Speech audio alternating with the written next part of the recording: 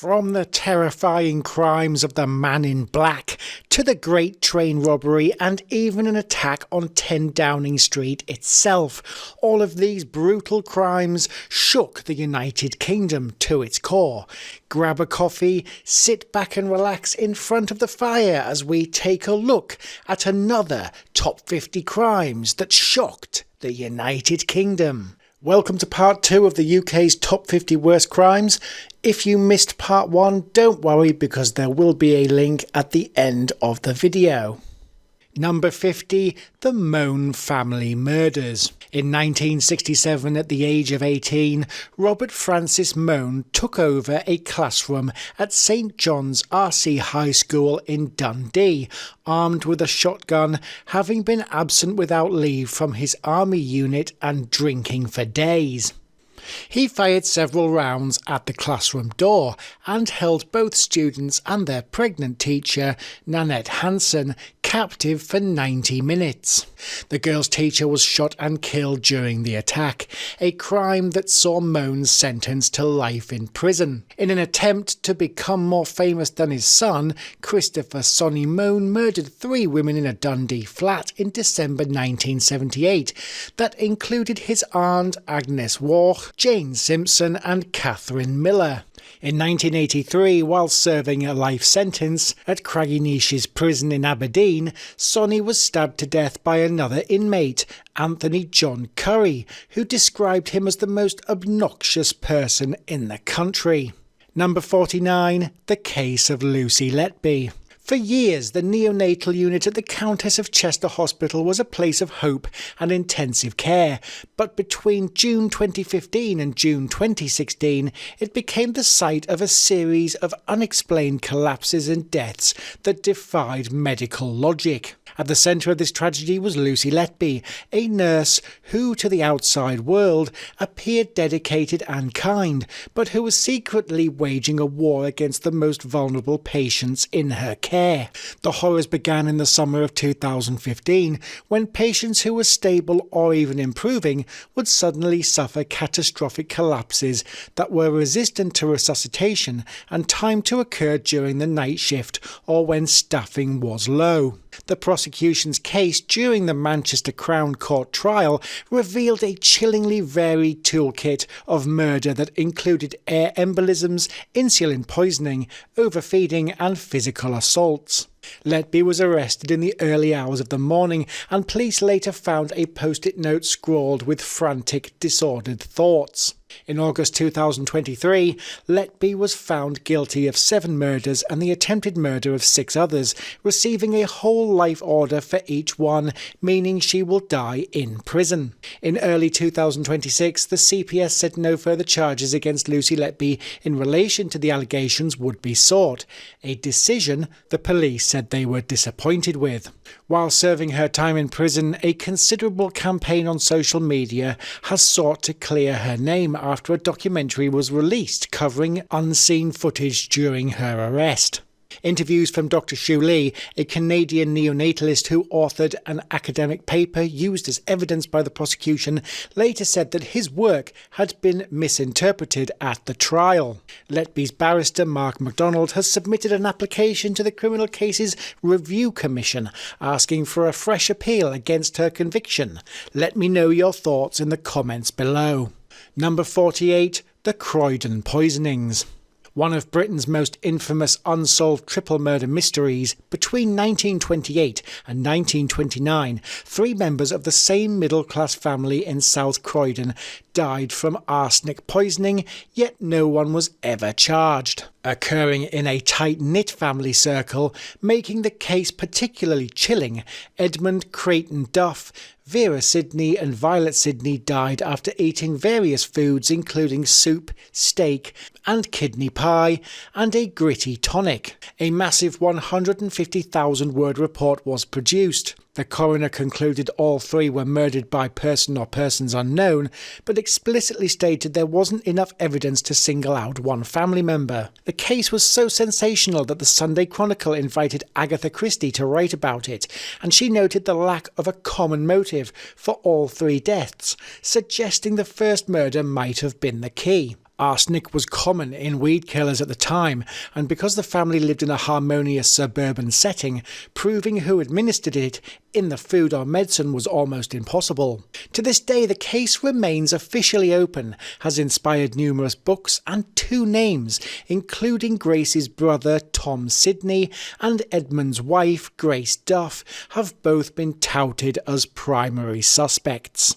Number 47, the execution of Edith Thompson. Widely considered to be one of the most significant miscarriages of justice in British history, Edith Thompson was a stylish, successful 29-year-old milliner living in Ilford. She was trapped in a dull marriage to Percy Thompson and began a passionate affair with Frederick Bywaters, a 20-year-old merchant seaman and family friend. While Edith and Percy were walking home from the theatre, Bywaters jumped out of the shadows and stabbed Percy to death, with witnesses and police initially seeing Edith as a victimised widow. The case turned when police found over 60 letters from Edith to Bywaters in his sea chest, where she wrote about her desperate love and desire to be free, and claimed she had tried to kill Percy by poisoning his tea. Edith and Bywaters were tried together at the Old Bailey, with it becoming a sensation in the 1920s London, and saw Edith charged with incitement to murder, as she did not hold the knife. Despite Bywaters insisting Edith knew nothing of his plan, both were found guilty and sentenced to death, an event that was so traumatic it famously haunted everyone involved. When Percy's body was exhumed, pathologists found no trace of poison or glass, and the execution eventually became a major factor for the abolition of the death penalty in the United Kingdom. Number 46, the case of Adelaide Bartlett. Often called the Pimlico mystery, Adelaide was a 19-year-old Frenchwoman when she married Edwin Bartlett, a marriage that, at the time, was bizarre by every standard. Edwin reportedly believed a man should have 2 wives, one for companionship and one for service, and while claiming his relationship with Adelaide was strictly platonic, she did give birth to a stillborn child. Edwin encouraged a close relationship between Adelaide and a young Wesleyan minister, George Dyson, and he even appointed Dyson as Adelaide's tutor and suggested they might marry after his own death. Edwin fell ill with a range of strange symptoms on New Year's Eve 1885, and the next morning he was found dead with a massive quantity of liquid chloroform in his stomach. Chloroform is extremely volatile and caustic, however there were no burn marks on Edwin's throat, and his windpipe was perfectly clear. Adelaide and Reverend Dyson were both charged with murder. However, in a strategic move, the prosecution dropped the charges against Dyson so he could testify against Adelaide. Adelaide was defended by the legendary Sir Edward Clarke, who argued that Edwin was a depressive hypochondriac who had committed suicide by gulping the chloroform down quickly. The jury found her not guilty of the murder, yet in a famous statement they claimed grave suspicion of Bartlett, but said there was no evidence to show how or by whom the chloroform was administered. The most popular theory for the crime is that she used the vapours to knock him unconscious first, then carefully used a funnel or tube to pour the liquid directly into his stomach, a feat requiring the skill of a surgeon. Number 45, the Teacup poisoner. Graham Young was a prodigy of poison, a true sociopath who viewed his family and co-workers as laboratory rats and developed a morbid obsession with toxicology. By a young age, he had acquired quantities of thallium and various other poisons by lying to pharmacists about his age and began testing dozens on his father, sister and stepmother.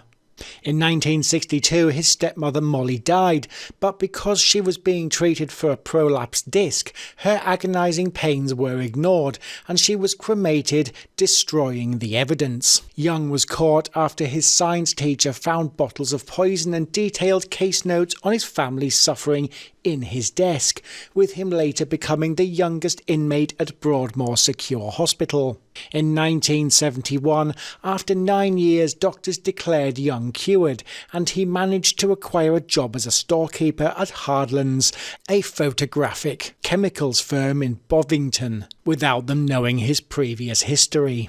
Always volunteering to make cups of tea, Young was the perfect employee, and members of staff began to fall ill with what became known as the Bovingdon bug. Young could not resist showing off, and was caught when the company doctor visited to investigate, and he challenged him, asking why thallium poisoning hadn't been considered. The police searched his flat and found a meticulously kept diary detailing the exact doses he gave to his colleagues, the exit doses he had prepared for his next victims, and a collection of poisons hidden in his pockets. At his 1972 trial, he pleaded not guilty, seemingly enjoying the intellectual challenge of the proceedings, was sentenced to life in prison, and his crimes were a direct reason for the ban of thallium for sale in the UK. Young died in Parkhurst Prison in 1990, officially of a heart attack, though rumours persisted that his fellow inmates had finally turned his science against him. Number 44.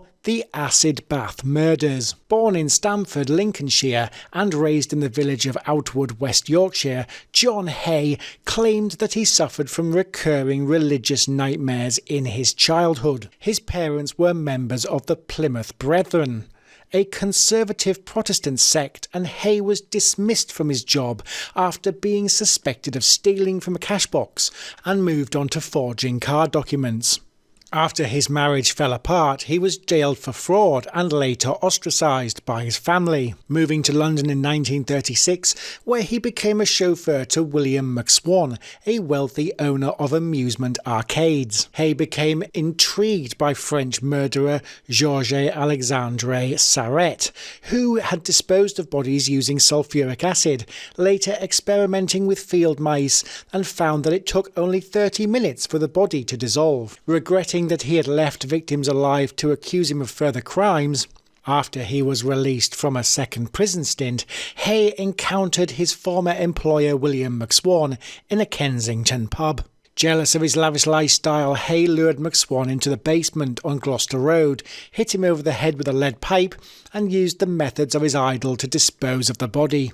By 1947, Hay was a compulsive gambler who was running short of money, and to solve his financial troubles, he attacked and murdered Archibald Henderson and his wife Rose Nee Berlin, selling their possessions for £8,000. While at the flat, Hay stole Archibald Henderson's revolver, planning to use it in his next crime against wealthy widow Olive Durand Deacon, a fellow resident at the Onslow Court Hotel. He invited her down to Leopold Road Workshop on the 18th of February 1949 and, once inside, he shot her in the back of the neck with the .38 caliber Webley revolver, robbed her and carried out the same gruesome disposal tactic. Detectives soon discovered Hay's record of theft and fraud and searched the workshop, finding papers referring to the Hendersons and McSwans, as well as his attaché case containing a dry cleaner's receipt for Olive Durand Deacon's coat. Investigations by the pathologist of his properties revealed the extent of his crimes, and during questioning confessed that he had killed Durand Deacon and the McSwans and the Hendersons, as well as 3 other people. Evidence from Hay's trial is now in the Crime Museum at New Scotland Yard, and while he claimed insanity throughout the trial, he was eventually found guilty and hanged at Wandsworth Prison on August 10th, 1949. Number 43. The Devil's Disciple. Better known by his birth name Patrick David Mackay, David Groves is considered to be one of the United Kingdom's most prolific serial killers. Mackay was also a frequent victim of physical abuse by his father. Bullied by his younger classmates and frequently having tantrums, he often attacked his fellow students and performed poorly at school, later unable to come to terms with the loss of his father, who died directly from a heart attack. Mackay was soon diagnosed as a psychopath, and many adults who he came into contact with predicted that he would become a murderer, including a psychiatrist, Leonard Carr, and one of his teachers. After moving to London, Mackay frequently abused drugs, including alcohol, and embarked on a crime spree of robberies, mainly targeting elderly women in the wealthy areas of Chelsea and Knightsbridge. His first murder victim, 84-year-old Isabella Griffith, had been attacked in her home, with his second victim, elderly Adele Price, killed in much the same manner. On the 21st of March 1975, Father Anthony Crean was brutally killed in his home in Shawn, Kent, near the home of McKay's mother, with McKay seen by multiple witnesses. Police arrested McKay, who quickly admitted to killing Crean, while his fingerprints were found to match those at the Price murder scene, and items from the robberies were found throughout his home. Later found to have committed more than 6 murders, McKay was convicted of the manslaughter of Adele Price, Isabel Griffith, and Father Anthony Crean after pleading guilty on the grounds of diminished responsibility. McKay spent time in Hull Prison, which had a special unit that was set up to deal with one of the most dangerous and difficult prisoners in the country, and has been imprisoned for over 50 years as of 2025, well beyond his parole date. Number 42. Mary Bell. Bell committed her first killing when she was just 10 years old, informing her victim that he had a sore throat, which she would massage before proceeding to strangle him. Prone to sudden mood swings, she carried out her crimes in Tyneside, Newcastle upon Tyne, and after her second murder, she gained the nickname the Tyneside Strangler. Bell was convicted of manslaughter in December 1968 when she was 11 years old, and in which her actions were judged to have been committed under diminished responsibility. Her accomplice, Norma Bell, was acquitted of all charges and clapped in excitement as the sentence was passed. Still considered to be Britain's youngest female killer, Bell was released from custody in 1980 at the age of 23, with a lifelong court order that was granted to protect her anonymity. Bell's current whereabouts remain unknown and remain protected by the 2003 High Court order. Number 41. The Horrors of 23 Cranley Gardens. Known as the Muswell Hill murderer and the kindly killer, Dennis Nielsen lured at least 12 to 15 young men to their deaths across 2 North London addresses between 1978 and 1983.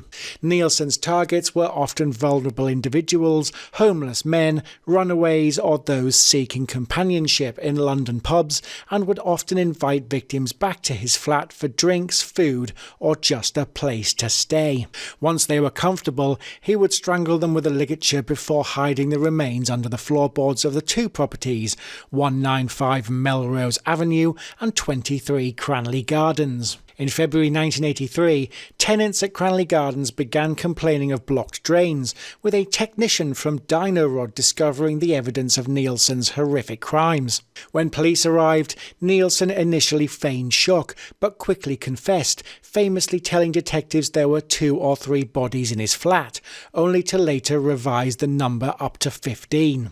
In October 1983, Nielsen stood trial at the Old Bailey, and while he admitted to the killings, he pleaded not guilty to murder on the grounds of diminished responsibility, but the jury disagreed. Found guilty of 6 counts of murder and 2 counts of attempted murder, he was sentenced to life in prison with a minimum of 25 years, but his tariff was later increased to a whole life order, ensuring he would never be released.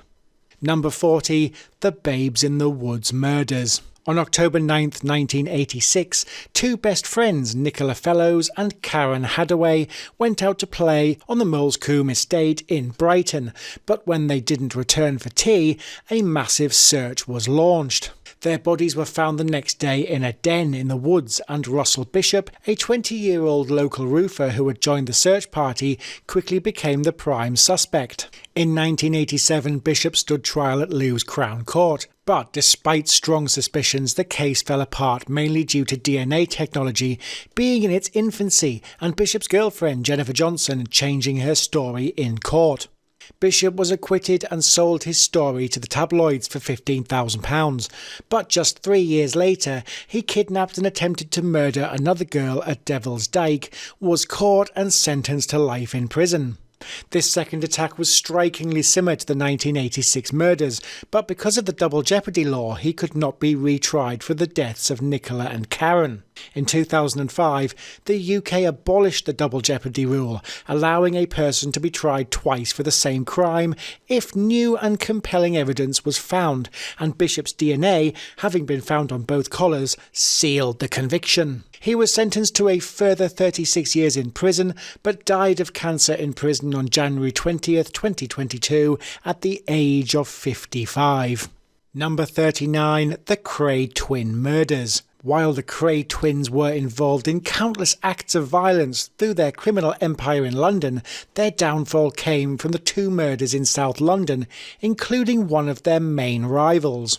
Tensions between the Krays and the Richardson gang were at boiling point, with a Kray associate having been killed in a shootout at a nightclub the day before the murders. On March 9, 1966, Ronnie heard George Cornell was drinking at the Blind Beggar pub in Whitechapel, and Ronnie walked into the pub in broad daylight, walked straight up to Cornell and shot him in the head.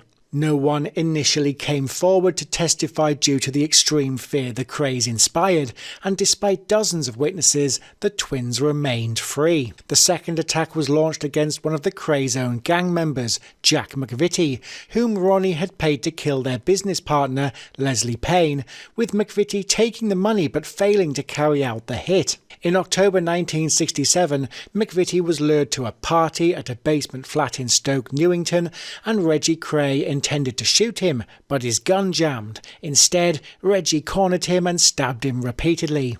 The brutality of this murder, the killing of one of their own, turned many members of the firm against the twins, and the police later convinced former members to testify. In 1969, both twins were sentenced to life imprisonment, with a minimum recommendation of 30 years at the time, the longest sentences ever passed at the Old Bailey. Number 38. The Stepping Hill Hospital murders. Between June and July 2011, a number of patients on wards A1 and A3 at Stepping Hill Hospital began suffering from sudden, unexplained hypoglycemic attacks. Early in the investigation, a 27-year-old nurse named Rebecca Layton was arrested and spent 6 weeks in prison and was the subject of intense media scrutiny, but she was later cleared and police found no direct evidence against her.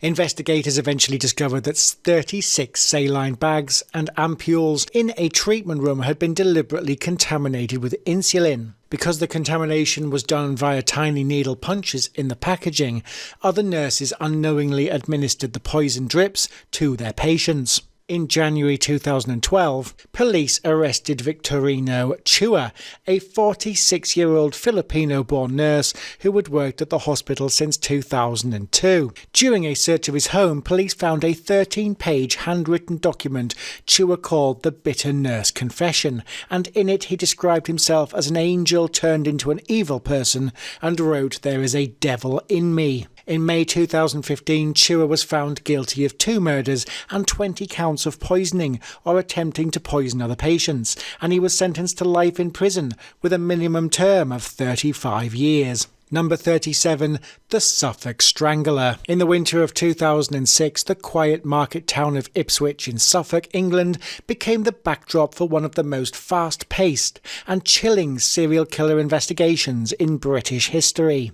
Over the course of just 6.5 weeks, 5 women were hunted, murdered and meticulously placed in rural locations surrounding the town. The media dubbed the killer the Suffolk Strangler, but to the police, he was a ghost who was systematically targeting the town's most vulnerable residents. The discovery of the final 2 victims on the same day sent the town into a state of lockdown, and police warned women to stay indoors, and the red light district became a ghost town. The investigation, titled Operation Sumac, involved over 600 officers from 31 different police forces, but the breakthrough didn't come from a witness, but from a combination of modern technology, including CCTV and number plate recognition. A car was traced to Stephen Wright, a 48-year-old forklift truck driver who lived in the heart of the red light district with his partner. White was a plain sight killer and was a regular customer of the women he targeted, and he even had been interviewed by a local journalist during the height of the panic, calmly stating that the murders were worrying. In February 2008, Steve Wright was found guilty of all 5 murders and was sentenced to a whole life tariff. He has also pled guilty to the killing of Victoria Hall in 2006, the first crime he has ever taken responsibility for. Number 36. The Brides in the Bath murders. Known for both its chilling cold-bloodedness and for the pioneering forensic science used to secure a conviction, the Brides in the Bath murders became a landmark case in British criminal history. George Joseph Smith was a professional con artist who targeted lonely, middle-class women, often using an alias, and marrying them within weeks, soon convincing his new bride to create a will naming him as the sole beneficiary. Shortly after the finances were secured, the women he had married would be found drowned in her bathtub, with Smith staging the scene to look like a tragic accident in each case. He would take the woman to a local doctor days before the murder, claiming she suffered from fits or headaches, to create a medical paper trail for the inquest. Detective Inspector Arthur Neal sought to help the legendary pathologist Sir Bernard Spilsby, who examined the bodies and the bathtubs and realised there were no signs of a struggle. Spilsby performed a famous experiment with a professional diver in a bathtub and discovered that if you suddenly pulled a person's legs upwards while they were sitting in the bath, their head would be submerged instantly. A rush of water into the nose and mouth caused immediate shock and unconsciousness, preventing the victim from fighting back. Smith was tried at the Old Bailey in 1915 and was found guilty in just 20 minutes and was hanged at Maidstone Prison on August 13th, 1915.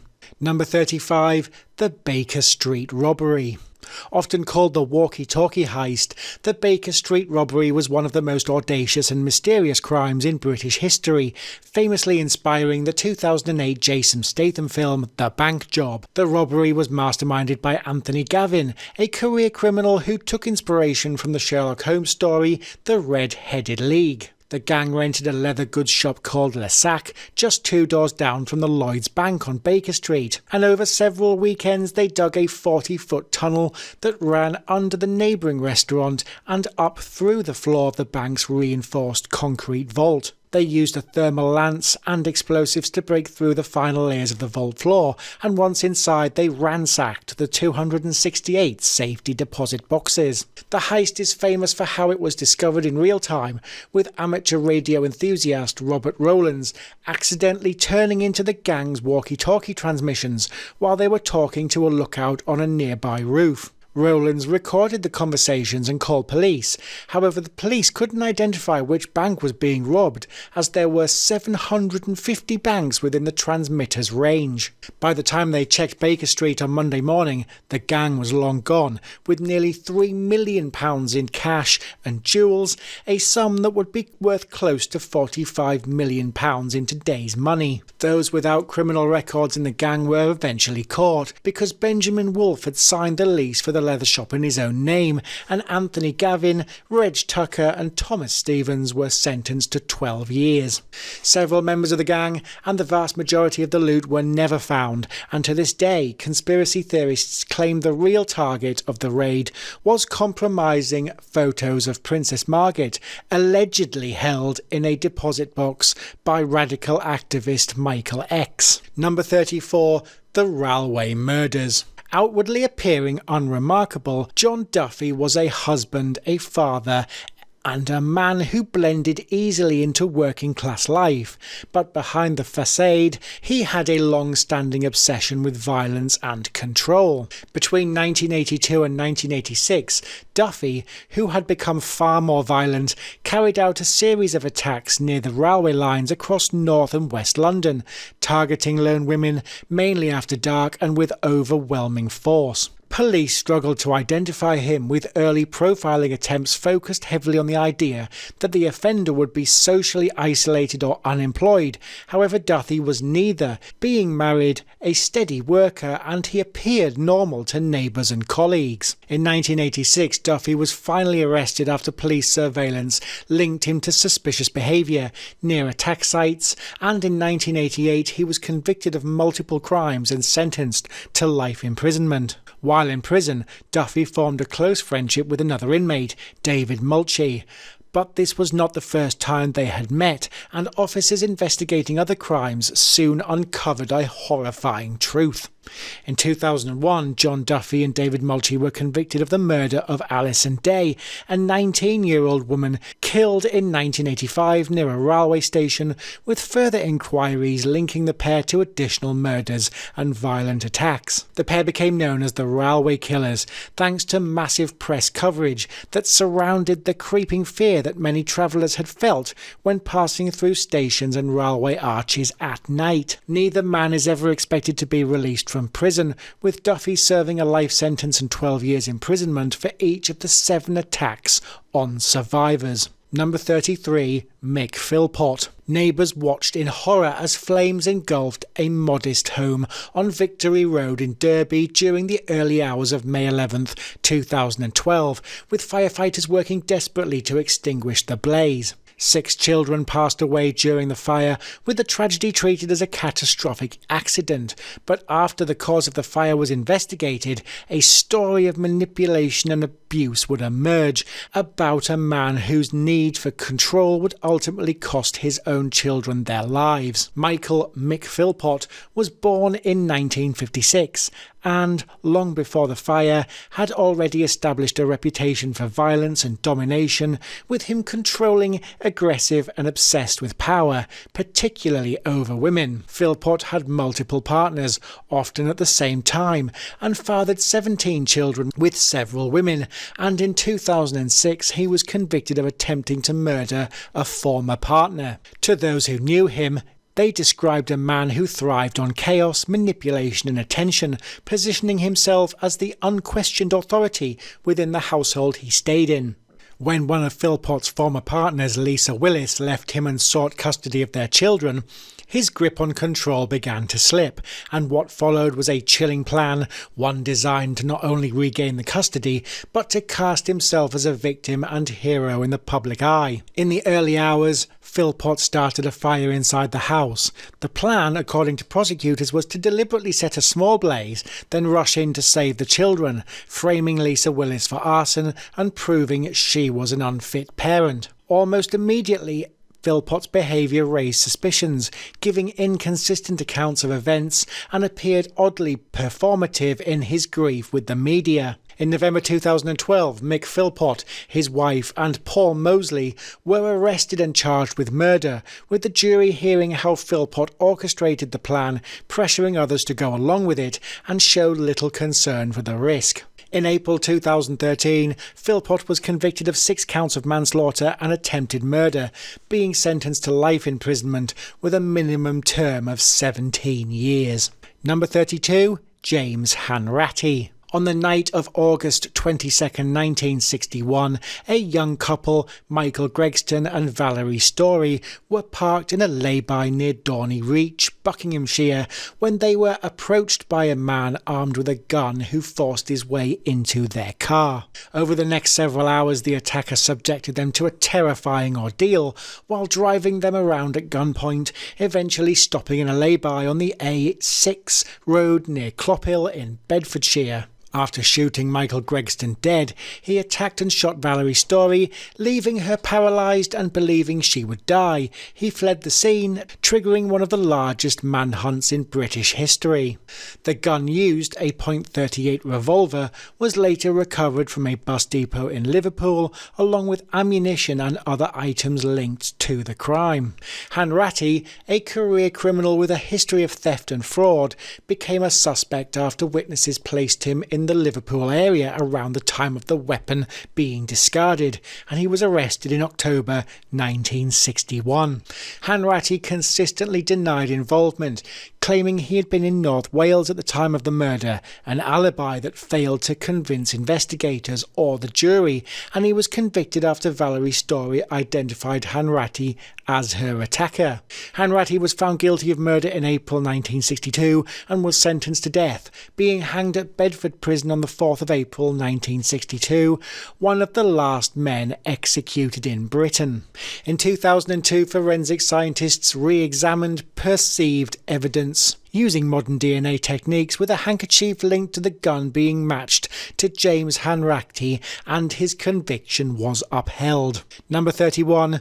The Millennium Dome Heist. On the morning of the 7th of November in the year 2000, London was bracing for what police believed would be the biggest robbery the UK had ever seen, and the target was the Millennium Dome in Greenwich. Inside, among its many exhibits, was the De Beers Millennium Jewels collection, priceless gems on public display, protected by reinforced glass, motion sensors, and constant surveillance. The men behind the plot were not amateurs and were led by Lee Wenham, Ray Betson and William Cockram, with the gang including seasoned criminals with links to organised crime and drug trafficking. The entire operation was timed to take place in under 3 minutes and ram a JCB digger through the dome's perimeter, smash the display case using heavy tools and escape by speedboat down the River Thames. What the gang didn't realise was that the flying squad had been monitoring them for months, with undercover officers infiltrating the group,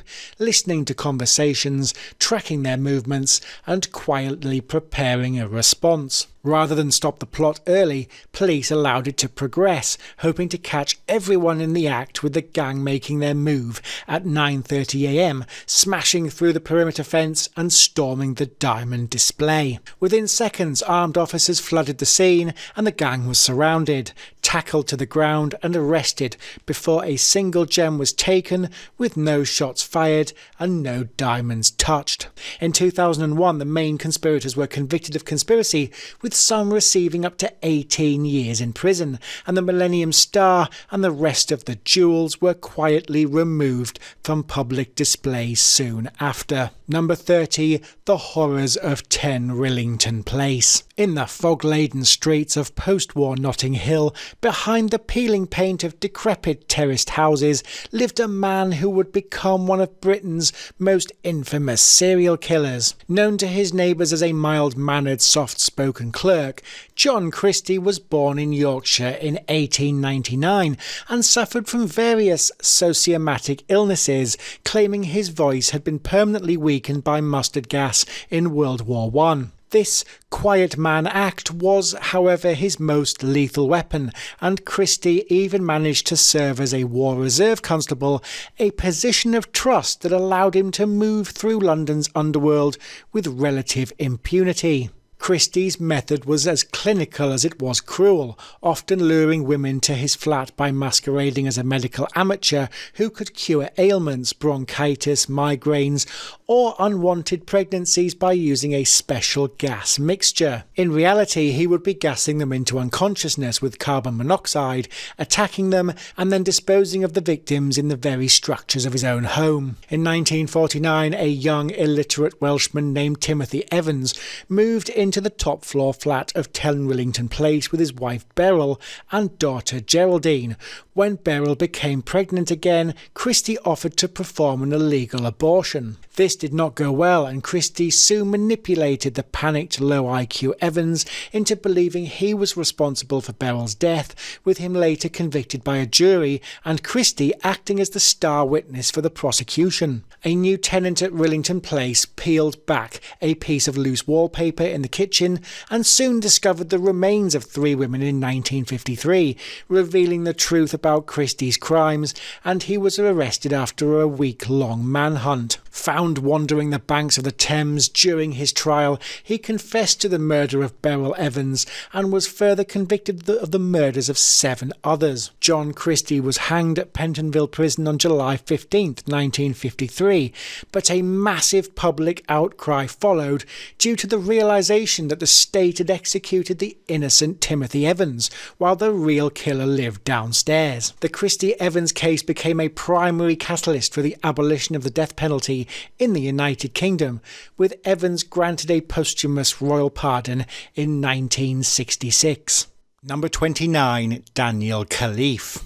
A soldier in the Royal Corps of Signals based at Beacon Barracks, Khalife was found to have committed one of the worst high-profile security breaches in modern history. During his time in the army, Khalife was found to be passing sensitive information to Iranian intelligence and perpetrating a bomb hoax by placing 3 canisters with wires on a desk to cause fear. Despite these high-level Category A style charges, Khalife was being held at HMP Wandsworth, a Category B Victorian-era prison known for overcrowding and staff shortages, a decision that would come to haunt the prison service. On the morning of September 6, 2023, Khalife was working in the prison kitchen, and when a food delivery truck prepared to leave the grounds, Khalife managed to use makeshift straps to fasten himself to the underside of the truck. After escaping from prison, searches focused on Richmond Park, a vast woodland where Khalife, with his military survival training, was thought to be hiding. Khalife's end came on a canal towpath after a plainclothes officer pulled Khalife off a bicycle with a bag of cash, a mobile phone, a change of clothes, and Waitrose ginger beer and a sandwich. In late 2004, Khalife stood trial at the Old Bailey and was found guilty of gathering information useful to an enemy, the bomb hoax, and was sentenced to life imprisonment with a minimum term of 15 years. Number 28, the Man in Black murders.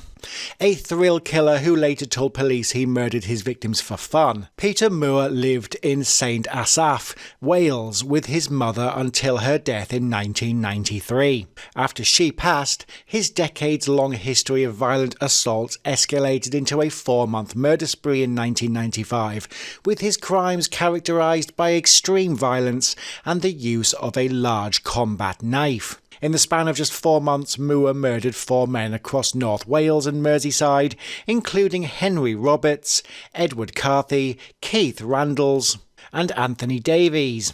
Moore was arrested in December 1995 after a witness reported seeing his van near the scene of Anthony Davies' murder, and when police searched his home they found a chamber of horrors.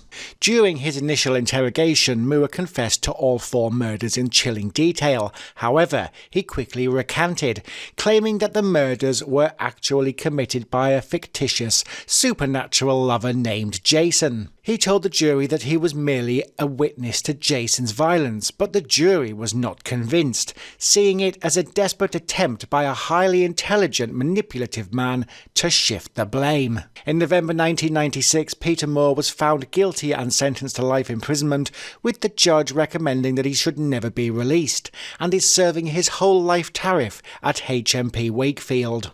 Number 27, the Charles Bronson kidnapping. Involved in over 9 different hostage sieges throughout his 50 years in prison, the 1999 incident involving art teacher Phil Danielson is one case that stands out for Britain's most notorious inmate. In early 1999, Bronson was being held in the Close Supervision Centre at Hull Prison, while Phil Danielson, a civilian education manager and art teacher, was conducting a tutorial when Bronson suddenly snapped. Danielson had criticised one of his drawings, and Bronson, who takes his artwork very seriously, viewed the critique as a personal insult that began a terrifying 2-day standoff that became legendary. Bronson tied a leather skipping rope around Danielson's neck and led him around the classroom like a dog, before brandishing a makeshift spear and broken beer bottle. During the siege, Bronson's demands included a helicopter to Cuba, a submachine gun, an axe, and most famously, a cheese and pickle sandwich, while claiming that he never physically hurt the man. Danielson was diagnosed with severe post-traumatic stress disorder, was never able to return to full-time work, and his career in adult education was ruined, eventually awarded roughly £100,000 in compensation. Bronson's conviction for the kidnapping of Phil Danielson is the primary anchor currently keeping him in prison, and he keeps being denied parole due to his high risk. Today he describes himself as a man of peace and a born-again artist, with him since changing his name to Charles Salvador. Number 26, the London Underground serial killer. At the age of 18, Patrick Kelly enlisted in the British Army, but was dishonourably discharged in 1951 for going AWOL, casually moving back and forth between Dublin and London for a number of years before settling in London. Kelly became involved in petty crime, and his large nose led to him being known by many people as Nose Kelly, before he got married, had a number of children, and worked in the construction industry. Before the breakup of his marriage, his growing alcoholism led to him becoming homeless, and due to severe mental health issues, he was committed to Broadmoor Secure Hospital. In 1983, while in a police holding cell after being arrested for petty theft, Kelly attacked another homeless man, William Boyd, and strangled him to death. In a subsequent series of taped confessions to London police, Kelly claimed to have murdered or attempted to murder dozens of people in London using a variety of methods. These confessions not only made him one of the most prolific serial killers ever active in the United Kingdom, but also one of the few known or claimed Irish serial killers. In June 1984, Kelly was convicted of the 1983 manslaughter of William Boyd and the murder of another homeless man in 1975, Hector Fisher, before he finally passed away at HMP Frankland in the year 2001. A book published in 2015 claimed that Kelly had murdered around 31 people, but this theory was later debunked, with an Irish journalist claiming the total was closer to 5 or 6 people, but in reality, nobody truly knows. Number 25. The Great Train Robbery. While the crime is often romanticised in film and folklore, the robbery of a Royal Mail train travelling post office saw over £2.6 million, or the equivalent of £53 million in today's money, becoming known as the crime of the century. The mastermind was Bruce Reynolds, an antique dealer and career criminal who spent months planning the raid, assembling a supergroup of London's underworld, including the South Coast Raiders. The gang used inside info from an anonymous postal worker to identify a specific Royal Mail train travelling from Glasgow to London, and because of a bank holiday weekend, this train was carrying more cash than usual. At Sears Crossing in Buckinghamshire, the robbers tampered with the track signals, covering the green light with a glove and using a 6-volt battery to light the red signal, forcing the train to stop in the dead of night. When the fireman, David Whitby, climbed down to check the signal, he was captured and the robbers then stormed the cab, where Jack Mills was hit over the head and he passed away 7 years later. The robbers uncoupled the engine in the first 2 carriages, driving them half a mile down the track, where they formed a human chain, moving 120 sacks of money into waiting Land Rovers in just 30 minutes. The gang retreated to a remote hideout at Leatherslade Farm, which they had purchased 27 miles away from the planned heist, and divided the loot, played a game of Monopoly and listened to police reports on the radios. Panicked by reports that police were closing in, the gang fled the farm earlier than planned, ultimately failing to destroy it, and when police arrived they found a chamber of clues. Several food tins, all covered in the gang's fingerprints, helped the investigation, which was led by the legendary thief-taker Tommy Butler, and within months most of the gang were behind bars. While most ended up serving sentences of 30 years, Bruce Reynolds fled to Mexico and later Canada, Ronnie Biggs escaping prison in 1965, and Buster Edwards fleeing to Mexico but surrendering in 1966. Charlie Wilson, the gang's treasurer, also escaped prison, but was caught in Canada and was later assassinated by a hitman in Spain during 1990, a murder that was thought tied to some of the missing money. Number 24. The Night Stalker attacks. For 17 years, the shadow of a single man loomed over elderly residents of southeast London and struck fear into the communities he targeted. He was a ghost who could bypass modern security with the flick of a wrist, a predator who turned the sanctuary of people's homes into places of terror. The crime started in 1992 and included a campaign of burglaries and assaults that targeted the most vulnerable members of society, with one victim being as old as 93. Many of his victims suffered from conditions like Alzheimer's or Parkinson's, making them easy prey for a man who moved with surgical precision. The attacker's behaviour was described as a perverse tenderness, and while he used extreme brutality, he also spent hours talking to his victims, even taking their pulse, pulse or adjusting their pillows to minimise pain during an assault. Operation Minstead was launched and became one of the largest and most expensive in the history of the Metropolitan Police, involving thousands of DNA samples and a focus on the South London's Caribbean community. Delroy Grant was eventually captured after a massive clerical error saw him wrongly eliminated from the investigation 10 years earlier, and under the leadership of DCI Colin Sutton, old-fashioned boots-on-the-ground surveillance eventually won the day. Police flooded the suburb of Shirley with 70 undercover officers, hidden cameras and a helicopter with infrared sensors, and on the night of November 15, 2009, a breakthrough came. An officer spotted a man running towards a silver Vauxhall Zafira, and when challenged they found a crowbar in the boot, a blue anorak, a balaclava, and the fleece Grant used to hide his face at ATMs when using his victims' cards. In 2011, Delroy Grant was convicted of 29 counts of burglary and assault, with a sentence of life in prison with a minimum term of 27 years handed down. But the true total of the Night Stalker's victims is thought to be closer to 200. Number 23. Britain's most dangerous inmate. Currently holding the title of Britain's most dangerous inmate, Robert Maudsley's crimes are widely categorised as vigilantism, and he often targeted those already in prison who were seen as the lowest of the low. Often referred to by the media as Hannibal the Cannibal, a title his supporters and post-mortem reports say is based on a false tabloid myth, Maudsley has spent over 45 years in isolation. Maudsley's first victim was a man who picked him up in London and returned to his flat, showing him horrific crime photos, and this led Maudsley to fly into a rage and strangle him, submitting to police right after. While being held at Broadmoor Hospital, Maudsley and another inmate attacked David Francis, taking him hostage before subjecting him to a 9-hour ordeal that he did not survive.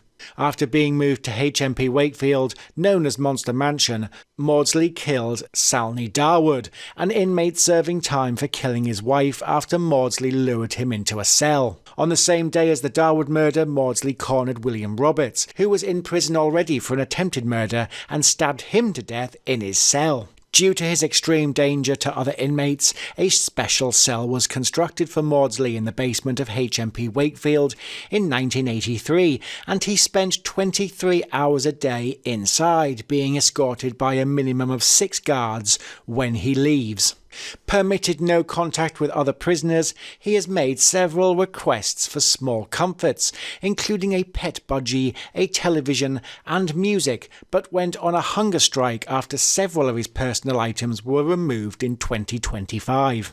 Moved to HMP Whitemoor, a Category A high security facility, he has since reportedly broken the world record for the most time spent in solitary confinement, but he remains under a whole life tariff. Number 22. The murder of PC Stephen Oak. One of the most tragic and controversial chapters in the history of British counter-terrorism, Detective Constable Stephen Oak was taking part in an immigration raid on a flat in Crumpsall, North Manchester. Police believed the property was linked to a wider investigation that would later be known as the Wood Green Ricin plot, but they did not expect to find the mastermind of that plot inside. Kamel Borjas, an Algerian illegal immigrant and trained Al-Qaeda operative, was hiding in the flat and was wanted in London for his role in a bioterrorism plot to distribute ricin on the London Underground.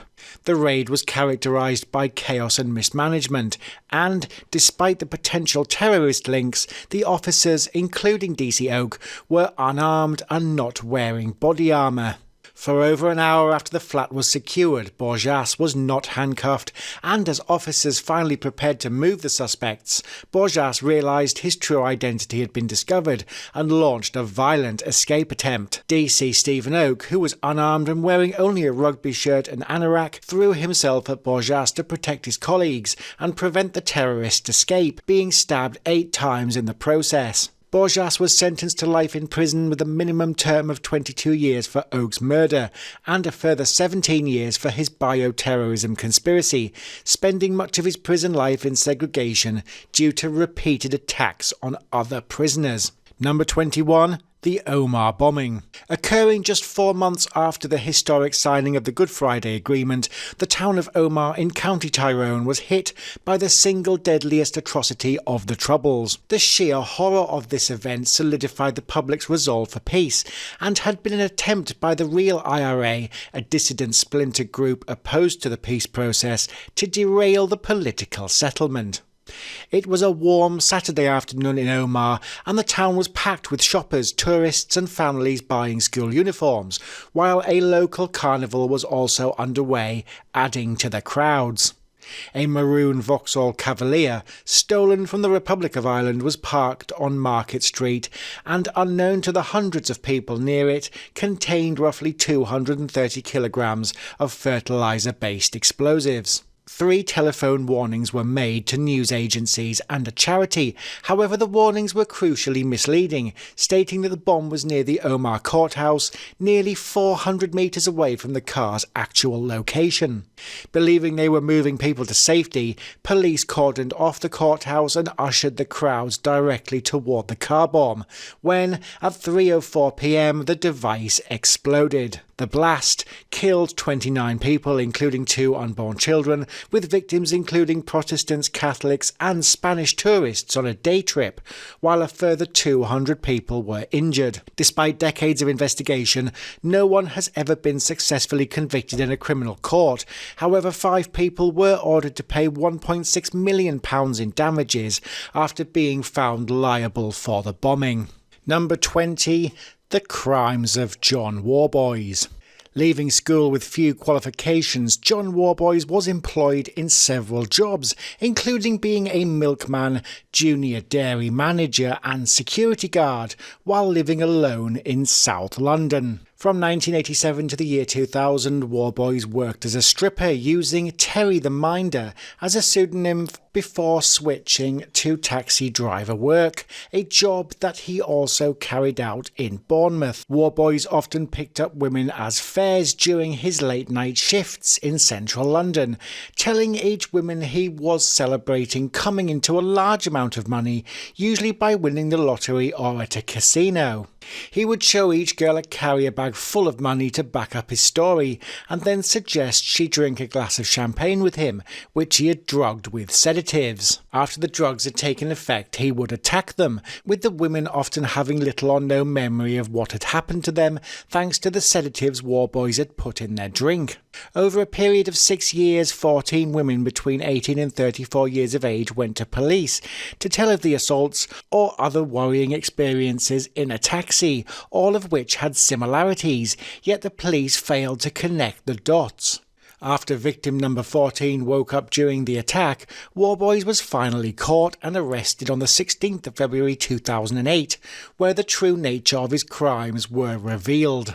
Warboys pled not guilty to all 23 counts brought against him, and he was convicted at Croydon Crown Court on the 13th of March 2009, receiving an indeterminate sentence of imprisonment for public protection for 8 years.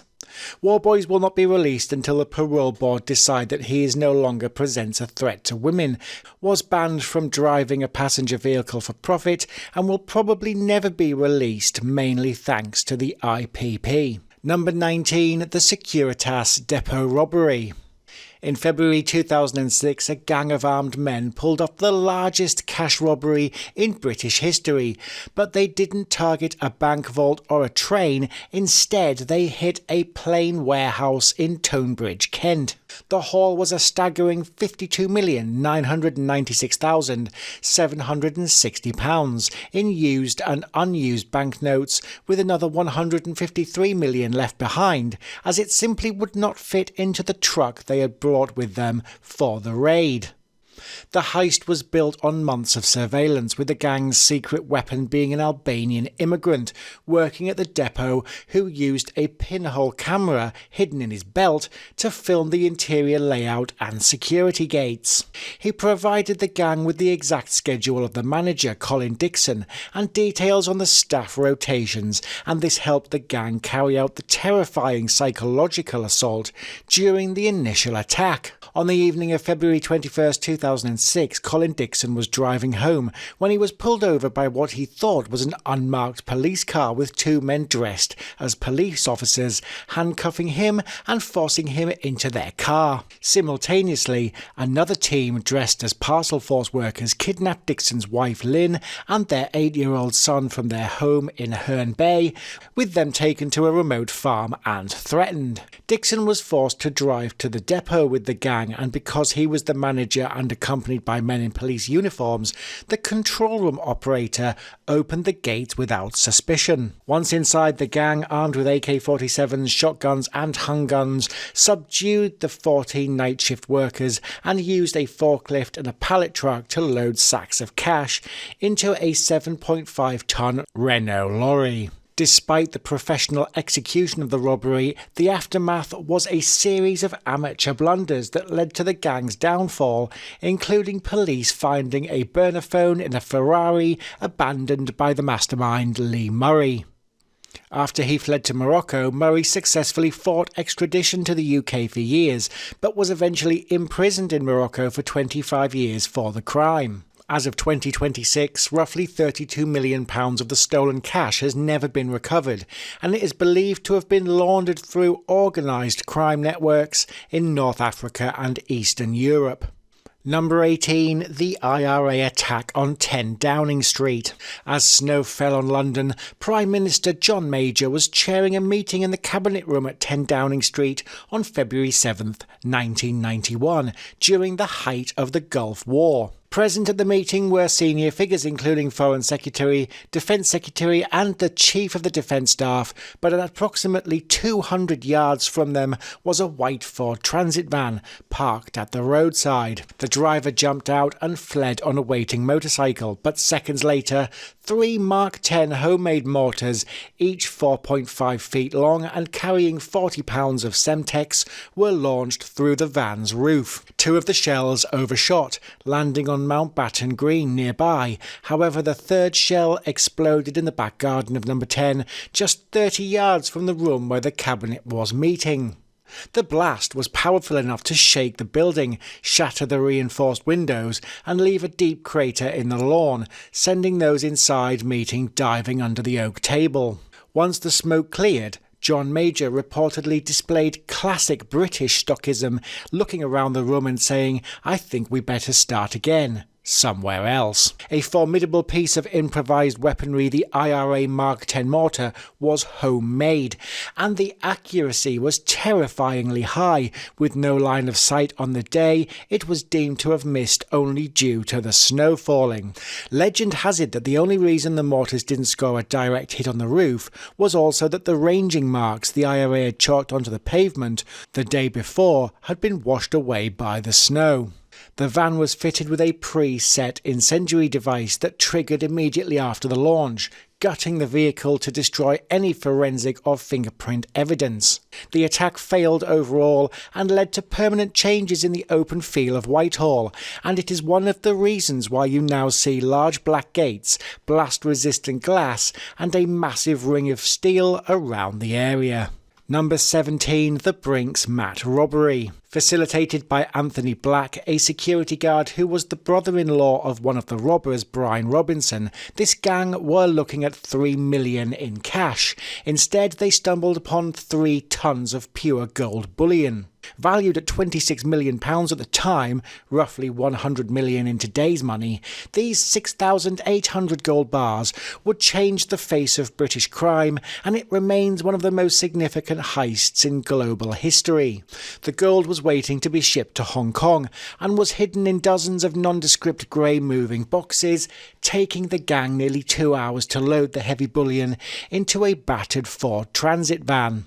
The vehicle was so overloaded that its chassis was reportedly scraping along the ground as they drove away, and the gang recruited 2 specialists, Kenneth Noy and John Palmer, to launder the gold. While John Palmer, a jeweller nicknamed Goldfinger, operated a smelter in his garden hut near Bath, neighbours reportedly saw the night sky glowing red for weeks as he melted down the stolen gold bars. The new gold was sold back into the legitimate market, often to the very refineries that originally owned it, and millions of pounds of laundered cash were funneled through a Barclays bank in Bedminster, Bristol. The sheer volume of cash being moved eventually tipped off the Bank of England, who alerted the police, and the aftermath of the robbery was marked by a trail of blood.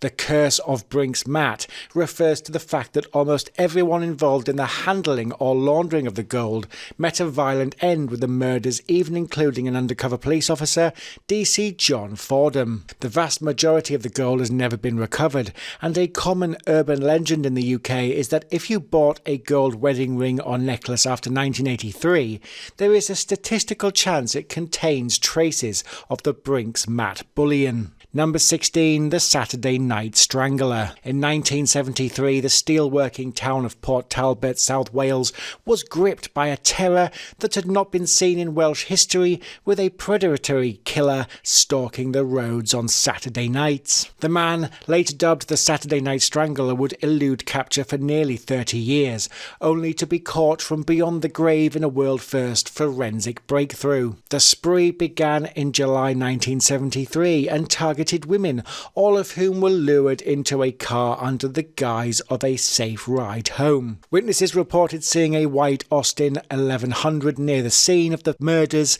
but at the time this was one of the most common cars in Britain, and police questioned over 10,000 owners. Joseph Knappen, a local bouncer, told police his car was broken down on blocks and provided an alibi from his wife, but police failed to cross-reference his statement with a traffic log that showed his car had been on the road. Knappen was dismissed as a subject, and the trail went cold for 3 decades. However, the development of family DNA profiling, the process of identifying a suspect through DNA of a relative, changed everything. In 2001, forensic scientists extradited DNA from stains on the girl's clothing that proved only one person carried out the killing. A serial killer was now on the loose. There was no direct match after running the killer's DNA profile through the national database, but there was a partial match to a local man named Paul Knappen, who had been arrested for a minor car theft. Paul Knappen was too young to be the killer in 1973, but he was clearly a close relative, and police soon realised Paul was the son of Joseph Knappen, one of the original 10,000 suspects who had been questioned. Joseph Knappen, however, had died of lung cancer in 1990 at the age of 48, and in 2002 the Home Office authorised the exhumation of Knappen's body for a DNA sample. DNA taken from Knappen's femur and teeth provided a 100% match to the DNA found at the 1973 crime scenes, and 30 years after the first murder, South Wales police were finally able to name Joseph Knappen as the killer. Knappen became the first serial killer in the world to be identified posthumously using familial DNA, and Operation Minstead remains a landmark case in forensic science. Number 15, the Hatton Gardens Heist. In April 2015, as Londoners settled in for the long Easter bank holiday weekend, a group of men, mostly pensioners, were busy executing the largest burglary in English legal history. The thieves, many of them who have been part of other major heists, targeted the Hatton Gardens safe deposit building, an underground facility filled with personal jewellery and private deposits and located in the heart of London's Diamond District. On the night of Thursday, April 2nd, the gang entered the building through a side door where they disabled the communal lift on the second floor and used the empty shaft to abseil down into the basement. To reach the safe deposit boxes, they had to bypass a 50cm thick reinforced concrete vault wall, which stood no chance thanks to the heavy-duty Hilti DD 350 diamond-tipped industrial drill they had bought with them. After drilling through the wall, they found the back of a heavy metal cabinet bolted to the floor, blocking their path, and their hydraulic ram broke while trying to push it over. Most of the gang left, but they returned 2 nights later with a new jack to finish the job. and after getting inside, ransacked the 73 safe deposit boxes, throwing diamonds, gold and watches into plastic wheelie bins. The estimated value of the haul was initially placed at £14 million, though later court hearings suggested the true value of the missing goods could be as high as £25 million. Most of the gang were captured, however one member, a red-haired man known only as Basil, managed to evade capture for years, and he was eventually identified as Michael Seed and was convicted in 2019. As of 2026, most of the principal players have passed away or served their time, and only about 4.3 million of the original loot has ever been recovered, the rest having been laundered through the global jewellery markets. Number 14. The Clifton Suspension Bridge Killings. In July 2024, the historic Clifton Suspension Bridge in Bristol became a backdrop for a crime that shocked the nation, a crime that was so gruesome in nature the chilling premeditation behind it was covered nationwide. The horror came to light just before midnight on Wednesday, when witnesses leaving a nearby pub spotted a man struggling with two heavy suitcases on the leeward side of the bridge. When a bystander jokingly asked if he had a body in the case, the man acted suspiciously and bridge staff then noticed a red fluid leaking from the suitcases. When they challenged the man and shone their torches on him, he fled into nearby woodland, leaving the cases behind, and inside, police made a grisly discovery: the dismembered remains of two men. The victims were identified as Albert Alfonso and Paul Longworth, civil partners who had been in a relationship for decades and lived together in a flat in Shepherd's Bush, West London. The couple had met their killer, Justin Andres Mosquera, a 34-year-old Colombian national and adult film performer, online years earlier, and had even visited him in Colombia before inviting him to stay at their London flat. The investigation revealed that their murders took place on July 8th at the couple's flat, where the perp had suddenly lost control, as he later claimed in court. A massive manhunt ended on the 13th of July when Mosquera was arrested by armed police at Bristol Temple Meads railway station, and he was later sentenced to life imprisonment with a minimum term of 42 years. The judge remarked that due to the severity of the crimes and Mosquera's lack of remorse, he may never be safe enough to set free. Number 13. The 1980 Iranian Embassy Siege. On the afternoon of May 5th, 1980, millions of people across Britain were watching the BBC when a bank holiday broadcast was interrupted by live footage of a black-clad figures abseiling down the side of a building in South Kensington.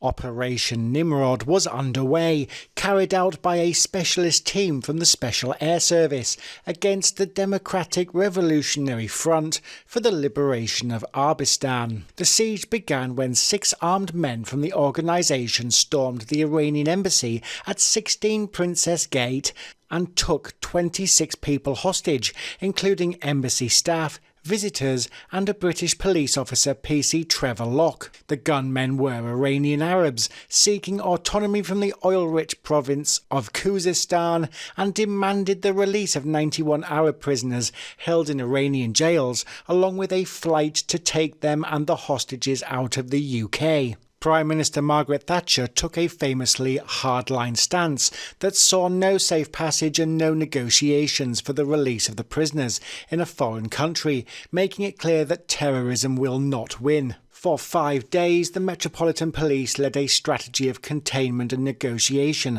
However, on day 6, the gunmen grew frustrated and executed the embassy's press attaché on live television. At 7:07, Thatcher authorised the SAS to take control, and the resulting raid became a famous masterclass in urban warfare, but far from clean operation, with one SEAL entangled in his abseil ropes and another accidentally smashing a window. In just 17 minutes, the SAS, aided by PC Trevor Locke, who had hidden his weapon, cleared more than 50 rooms, killed 5 of the 6 terrorists, and rescued 19 of the remaining hostages.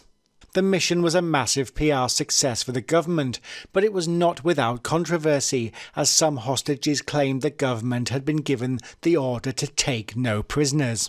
Number 12. The M62 IRA bombing. One of the most notorious and tragic incidents during the Troubles on the British mainland, it involved a coach that was travelling from Manchester to army bases in Catterick and Darlington. Because of the National Railway strike, the coach had been specially commissioned to carry off-duty British Armed Forces personnel and their families back from weekend leave. Shortly after midnight on the 4th of February 1974, an 11-kilogram explosive device detonated while the coach was between junctions 26 and 27 near the Hartsted Moor service station in West Yorkshire. The explosion was so powerful it could be heard miles away and reduced the rear of the vehicle to twisted metal, killing 9 soldiers on board along with 3 civilians. The bombing led directly to the introduction of the Prevention of Terrorism Act, which gave the police significantly expanded powers to detain suspects without charge, and as for the miscarriage of justice, that's for another video. Number 11, the Coastal Path Killer.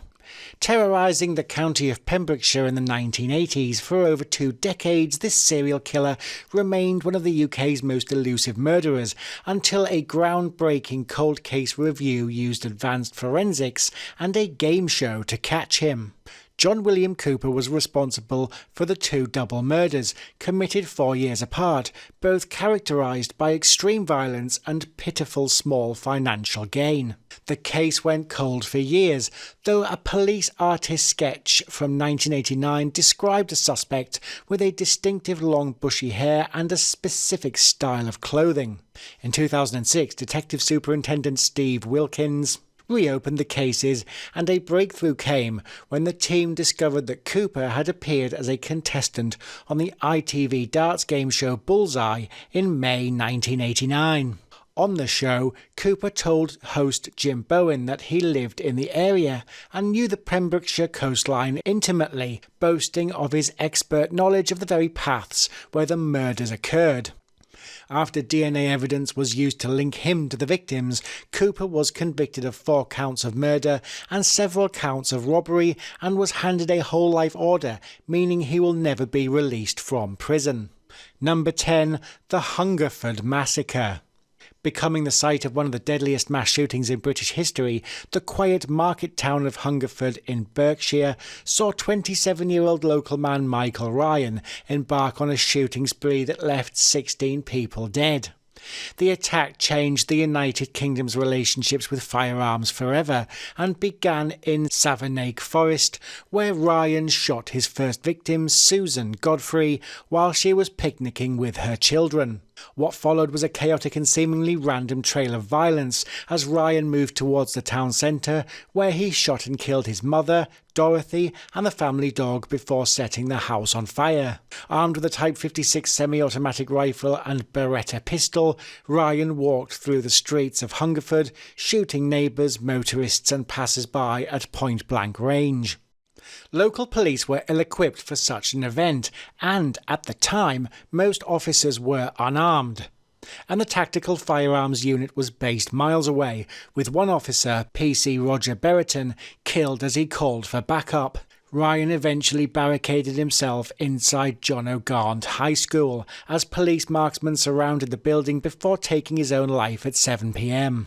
The 16 victims ranged in age from 22 to 84, and the town was left in a state of collective shock, struggling to understand how a quiet, unremarkable man could inflict such devastation. Ryan was a lonely individual, obsessed with military paraphernalia and survivalist magazines, and psychiatrists later suggested he may have suffered from a form of schizophrenia. However, a definitive diagnosis was never possible. The murders brought in tighter controls on shotguns and made it much harder for individuals to obtain high-capacity magazines, while it also led to the passing of the 1988 Firearms Act. Number 9. The Houses of Parliament bombing. On June 17, 1974, the Provisional IRA brought the Troubles to the heart of British democracy with a targeted explosion that rocked a corner of Westminster Hall at 8:28 a.m. A 9-kilogram time bomb exploded after a man with an Irish accent phoned the Press Association just 6 minutes before using a recognised IRA code word. The explosion ruptured a gas main, causing a massive fire that sent clouds of black smoke smoke billowing over London, while the ancient hall itself suffered only light structural damage, with an adjacent annex containing a canteen and several offices also being destroyed. 11 people were injured, including a woman who had her leg broken in 3 places and several staff members treated for shock, but thankfully no one was killed. Number 8. The Aldershot Bombing. The Aldershot bombing was a devastating car bomb attack on the 16th Parachute Brigade headquarters, and it remains one of the most significant yet tragic blunders in the history of the conflict. The attack took place just 3 weeks after Bloody Sunday, when members of the 1st Battalion Parachute Regiment shot 28 unarmed civilians during a civil rights march in Derry.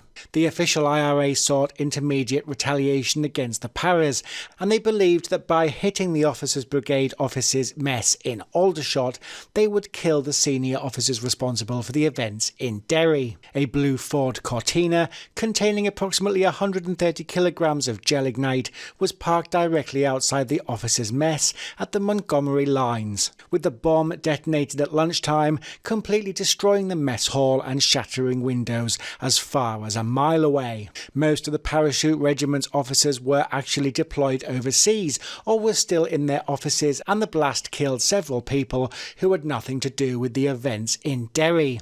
The fact that the official IRA had killed 5 working-class women and a Catholic priest caused a wave of revulsion across both Britain and Ireland. The backlash against the bombing was so severe, even within Republican circles, that it is credited with helping force the official IRA to declare a permanent ceasefire just 3 months later. Number 7. Bloody Sunday. On January 30th, 1972, a peaceful but illegal civil rights march was taking place in the Bogside area of Derry when the British Army's 1st Battalion Parachute Regiment opened fire, resulting in the deaths of 14 people. As the march neared the city centre, it was blocked by army barriers. Most marchers diverted, but a small group began throwing stones at the soldiers.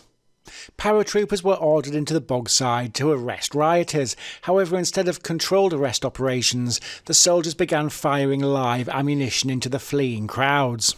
Many protesters were shot in the back while running away or while trying to help the wounded, and the British government held 2 major investigations into the events, which reached dramatically opposed conclusions. Bloody Sunday was a major turning point that drove recruitment for the Provisional IRA and shifted the conflict from civil rights protests to a decades-long paramilitary war. A former paratrooper known as Soldier F was the only person to ever face trial for the events, but he was cleared when the judge ruled that the prosecution had failed to prove the case beyond a reasonable doubt. Number 6. The Ballymurphy Massacre. Often described as Belfast's Bloody Sunday, the Ballymurphy Massacre refers to a series of incidents between August 9th and August 11th, 1971, in which the British Army's Parachute Regiment killed 11 innocent civilians. The massacre took place during the introduction of internment, the mass arrest and imprisonment of people without trial, and happened as the Parachute Regiment moved into the Catholic Ballymurphy estate. For decades, the British Army maintained that they had been engaged in a fierce gun battle with the IRA members, but the 2021 inquest, led by Justice Siobhan Keegan, dismantled these claims.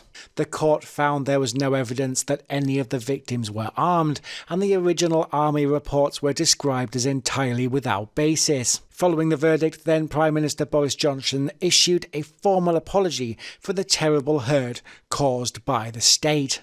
Number 5. The Liverpool Women's Hospital bombing. On the 14th of November 2001, Remembrance Sunday, an improvised explosive device detonated inside a taxi just outside the entrance of Liverpool Women's Hospital. While the attack could have been a mass casualty event, a combination of the driver's quick thinking and a malfunction in the bomb's design meant that only the attacker was killed. An Iraqi-born asylum seeker, Imad al-Swelmeen was later found out to have carried out the attack after he requested to be taken to Liverpool Women's Hospital in a taxi. David Perry, the taxi driver, managed to scramble out of the car, and just seconds before it was engulfed in flames when al-Swelmeen detonated the device and he escaped with non-life-threatening injuries. Because the blast happened near 11 a.m. on Remembrance Sunday, there was speculation that al-Swelmeen originally intended the target to be the nearby Liverpool Cathedral, where a massive service was being held. Police found evidence of meticulous planning, suggesting his actions were a deliberate act of terror, and his plans to attack the Remembrance Day congregation sent shockwaves through the country. Number 4. Levi Bellfield. Often referred to by the tabloid press as the bus stop stalker, Bellfield is only the second person in the UK to have been handed 2 whole life orders ensuring he will die in prison. Bellfield's reign of terror in southwest London and Surrey was marked by blunt force violence, and he did not use a gun, instead opting for hammers, blunt instruments, and in one case his own car as a weapon. Victims of this dangerous serial killer include Marsha McDonnell, Kate Sheedy, Emile Delagrange, and after several years in custody he was revealed to have killed Millie Dowler.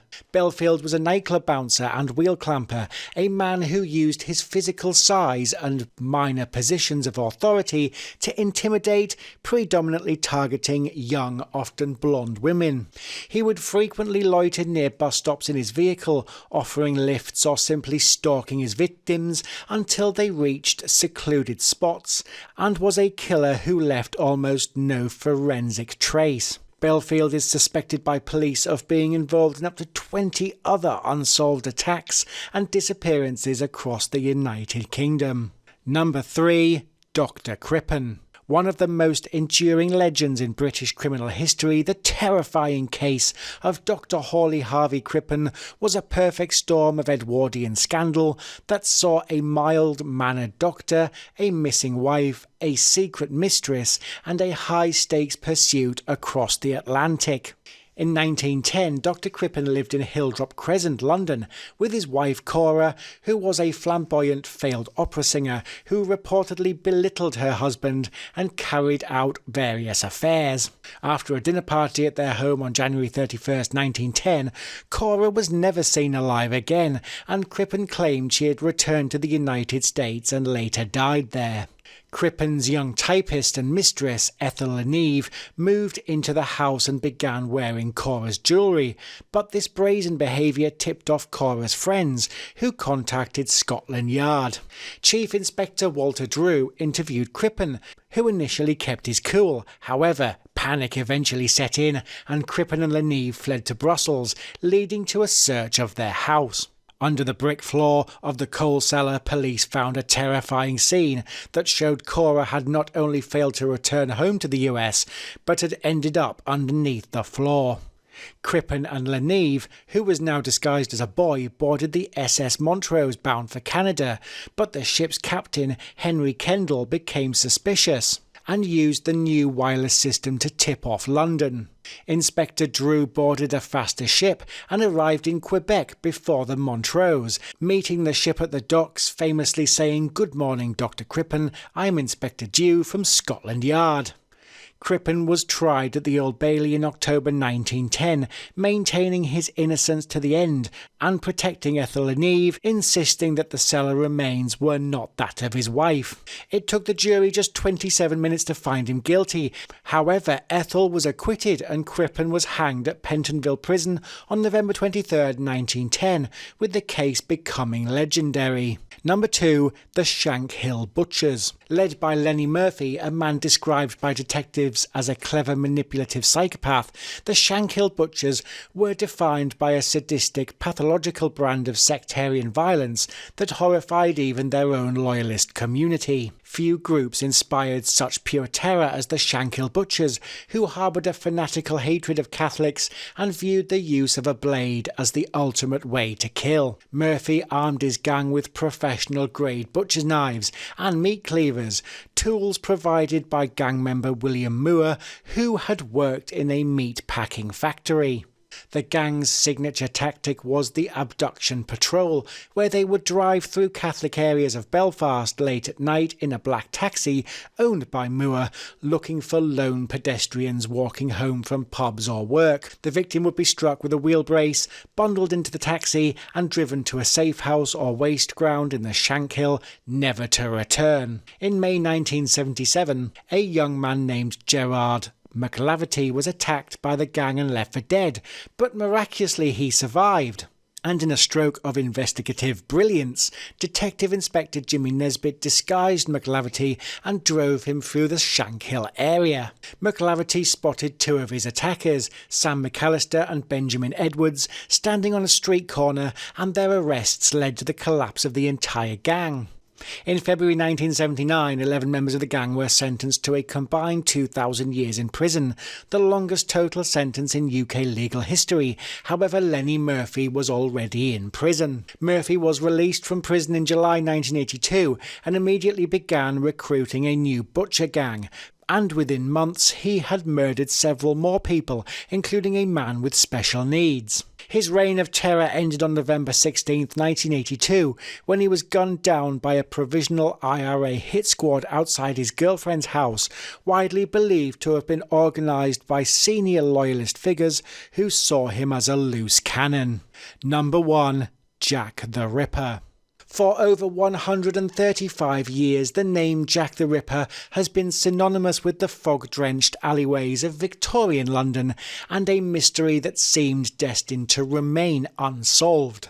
History lazily labelled the Ripper's victims as just prostitutes. However, recent historical research has revealed that most of these women were not career sex workers, but victims of a Victorian society that had no safety net. Known as the Canonical Five, between August and November 1888 in the Whitechapel area of London, the victims were Mary Ann Nichols, Annie Chapman, Elizabeth Stride, Catherine Eddowes and Mary Jane Kelly. Some theories suggest as many as 11 women may have been murdered, although this has never been proven. The name Jack the Ripper originated in the Dear Boss letter, written by someone claiming to be the murderer, which was disseminated in the press. Even in 1988, extensive media coverage of the crimes was absolute, and both the extraordinarily brutal nature of the murders and word of mouth fueled the existence of a single serial killer known as Jack the Ripper. There are numerous varied theories about the actual identity and profession of Jack the Ripper. However, thanks to advances in DNA, the mask of the Ripper may finally have been revealed. A shawl that was said to have been found with victim Catherine Eddowes was examined, and DNA linking to suspect Aaron Kominski was found to be a 100% match, with Eddowes' DNA also found. Aaron Kominski was admitted to Colney Hatch Lunatic Asylum in 1891 following threats to his sister with a knife, and he died from gangrene of the leg in Leverton Asylum, where he was considered a chronic, dull and vacant patient. Most people now believe that Kominski was the most likely suspect, but the case lives on, shrouded in mystery. Let me know who you think the Ripper may have been down in the comments section below. Thanks for watching. If you want to check out part 1 of this video, it's up here on the top right. If you want to check out the video on the top left, it is the worst crimes ever committed in the United States. We'll see you in the next video.